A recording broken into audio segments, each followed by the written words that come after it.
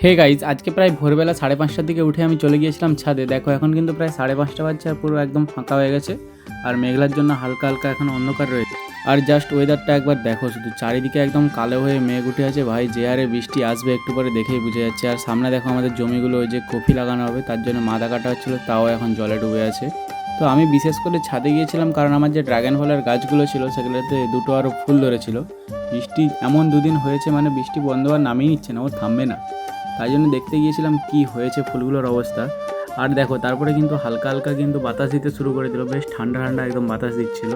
আর এই যে আমার ড্রাগন ফলের গাছগুলো, আর এই যে বললাম না যে প্রথমে যে দুটো ফুল এসেছে, আর এই যে দুটো ফুল আমি যেহেতু পরাগ মিলন করে দিয়েছিলাম আর দুটো গ্লাসও দিয়ে গেছিলাম, আগের ভিডিওতে দেখিয়েছিলাম। কিন্তু ঝড়ের জন্য গ্লাস খুলে গেছে আর ফুলগুলো দেখলাম যে ঠিক কন্ডিশনে আছে।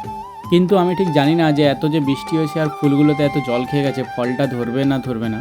তো যাই হোক, এখন কিন্তু আর এত ছাদে থাকা যাবে না। আর কিন্তু ঝড় ওঠাও শুরু হয়ে গেছে, একটু পরেই বৃষ্টি চলে আসবে। তো দেখো মেঘটা আরও ঘন হয়ে আসছে একদম, তো বৃষ্টি পড়তে লেগে গেছে এখন। তো চলে যাচ্ছি আমি এখন নিজকে। তো চলো দেখা হচ্ছে আবার অন্য কোনো ভিডিওতে, ততক্ষণ